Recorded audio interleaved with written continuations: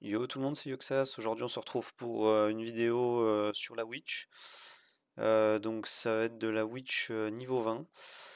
La compo vient pas de moi, c'est la compo qu'Ace Medical a trouvé il y a quelques jours en stream. Voilà, donc je vais vous la présenter avec mes stats et comment je la joue. Alors on se regarde une petite run en auto, après on regarde les stuffs. Donc le plus compliqué c'est vraiment la vague 1, qui est vraiment compliqué. C'est là où c'est vraiment un gear check, il faut absolument tuer les 3 élites sur la vague 1. Ok. Donc sinon pour le fonctionnement, pour ceux qui connaissent pas, donc Guan Yu euh, follow ses alliés en join attack quand il y a une join attack ou une attaque supplémentaire qui n'est pas prévue dans le tour. Et là toute la strat se base sur Erendil, qui est du coup un perso qui join attack lorsque un de ses alliés fait un critique en mono cible. Donc le but de la comp, c'est de jouer, que ce soit Atara ou Badnar, en KP taux critique avec la vitesse. Donc c'est pour ça que c'est vraiment pas évident à chercher comme stat. Il faut donc la vitesse suffisante pour la Witch niveau 20, donc c'est plus de 280 vitesse. Et ensuite, il faut que les personnages fassent des critiques pour que Rendil join attack.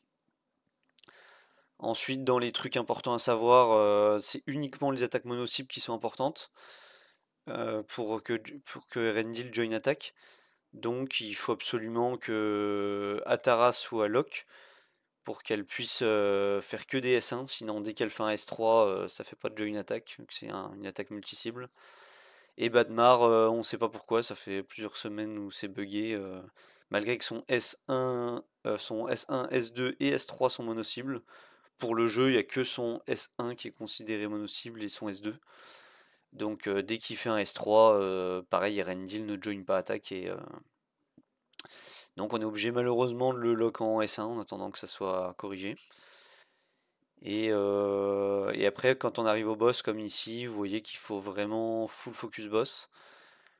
Surtout pas taper les adds parce que en réalité c'est même eux qui nous heal. Donc vous pourrez regarder la run à nouveau, vous verrez que quand les 3 mobs font leur dégâts de zone, c'est à ce moment-là où... C'est peut-être ce timing-là d'ailleurs. Non, c'est pas ce timing-là, mais voilà. Vous avez vu, il y a la zone du boss plus la zone du NAD. Et grâce à Badmar, on a récupéré plus de PV que ce qu'on avait perdu. Donc voilà, on va arriver au bout de la run. Donc bah, ça nécessite un Guan Yu full book. Et, euh, et qui soit à 5 absolument, ça, il n'y a pas le choix non plus. Ensuite, le Badmar, c'est plutôt compliqué s'il n'est pas full book d'avoir les stats, donc à savoir la vitesse et le taux critique. Et la Tara, personnellement, elle est déjà book pour d'autres contenus, mais je pense que c'est un peu le même principe d'avoir et le taux critique et la vitesse, ça peut être compliqué à avoir sans les books. Donc voilà, comme vous voyez, ça passe et ça passe plutôt large. Donc on va aller regarder la composition. Comme ça, je vais pouvoir vous montrer les stuffs. Donc, on joue le Guan Yu. Donc le Guan Yu qui doit avoir un stuff qui tape quand même plutôt violent. J'ai essayé avec un tout petit peu moins de stats que ça. Je crois que j'avais 7400 ou 500 attaques et ça passe pas, hein. De pas grand chose, mais ça passe pas. Donc il faut des stats dans ce goût-là ou alors des reliques qui vraiment compensent avec des dégâts augmentés. Moi j'en ai déjà une, il me semble. Avec. Non, c'est pas celle-ci. Je sais même plus si j'ai une relique qui augmente les dégâts sur les ennemis dark. Non, j'en ai pas. Donc voilà, ça peut être améliorable en prenant des reliques qui augmentent les dégâts sur les ennemis dark, en ayant un petit peu moins de stats. Moi, j'en ai pas, donc pour l'instant, je tourne avec ça. Donc 7778 d'attaque et 382 de DCC. Donc faut prioriser légèrement un peu plus l'attaque au DCC, c'est un peu plus value sur Guan Yu. Ensuite, on passe sur Atara. Attendez, du coup, je vous montre les books pour Guan Yu. Donc voilà, il faut au minimum le S3 de book, je pense, et les gears pour avoir autant de stats.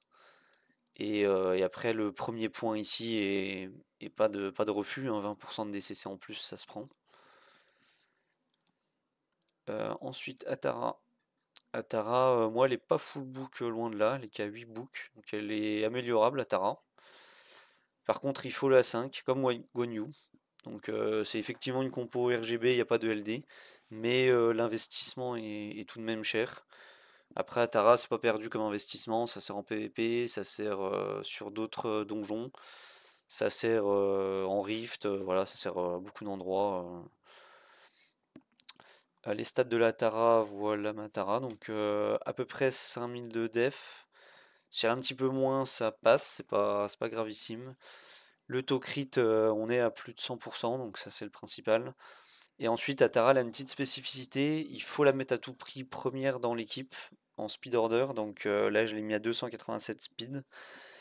Et il faut qu'elle ait le focus, alors, non pas pour poser le break attack comme d'habitude avec son S3, là c'est pour poser uniquement le break def, le sort break def sur la vague 1, qui est l'énorme difficulté du combat. Il faut vraiment absolument poser le break def pour avoir les dégâts. Donc voilà, au moins 152 focus. L'avoir le taux critique, la vitesse qu'elle soit première à jouer et essayer de gratter un petit peu de défense. Voilà, on va passer à Banmar. Donc Banmar, je l'ai, on va dire pas trop respecté parce que d'un côté il est full book. Donc voilà, moi je les book principalement pour la Rift. Donc tant mieux, il me sert aussi pour les donjons maintenant. Je l'ai Ascen 1, donc voilà, je l'avais choisi dans les matrices et il est tombé ensuite en invoque. Donc je l'ai A1, c'est un Ascen PV. Donc ça se calcule aussi, hein, sans la scène PV, est-ce que ça serait passé? Je ne sais pas. Et voilà mes stats, donc je suis autour de 35 kPV, j'ai les 100% critiques et j'ai la vitesse, donc plus de 282 speed, donc il a 282, c'est bon. Et je l'ai mis que niveau 60, moi ça suffit. Mais voilà, il y a une marge d'amélioration, vous pouvez le passer 70 et mettre une troisième relique ici, hein, une relique de PV, pourquoi pas. Et en plus de gagner les 5 de vitesse avec le niveau 70. Et enfin, on passe au dernier mob, c'est-à-dire Erendil. Oui, il est là parce qu'il est en combat. Donc Erendil, voilà, moi je l'ai full stuff support. Vraiment, il n'y a aucune stat offensive à chercher. On peut éventuellement chercher de la concentration pour qu'il pose le break def 1 sur son S1. Mais très honnêtement, c'est pas nécessaire. Le principal, c'est vraiment de poser le break def 1 sur toute la vague 1 au début. Après, ça change rien, c'est juste une question de rapidité. Moi perso, j'ai pas eu les stuffs pour avoir la concentration, donc j'ai juste visé les PV et la vitesse. Là encore, Erendil est largement améliorable. Voilà, j'ai pas mis de relique, il est que 60 et il est pas book. Donc je vais vous montrer voilà, les books de Erendil, pas book, que niveau 60, voilà, il est même pas full glyph, je sais plus ce qui me manque. Attaque résiste, voilà, PV, ça aurait pu être intéressant à chercher. Et PV.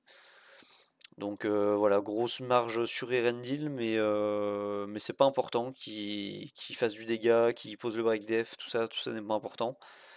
Après, évidemment, s'il fait du dégât, ça peut vous permettre d'avoir un Guan Yu un peu moins haut en niveau stat. Mais c'est vraiment le fait qu'il join attack qui est important. Donc lui-même n'a pas besoin d'être to crit, enfin capé to crit, c'est vraiment ses trois alliés qui doivent l'être pour full join attack. Et voilà, si vous avez un autre perso que Erendil, pourquoi pas, vous pouvez l'écrire dans les commentaires, un perso qui join attack énormément. Je sais qu'Ice Medical a fait des essais avec Morrison, c'est pas super concluant, MSB c'est trop aléatoire. Donc il faut vraiment des persos qui soient capables de join attack à 100% sur les trois attaques alliées, au minimum. Donc voilà. Merci d'avoir regardé la vidéo. Je vous dis bon jeu et à plus.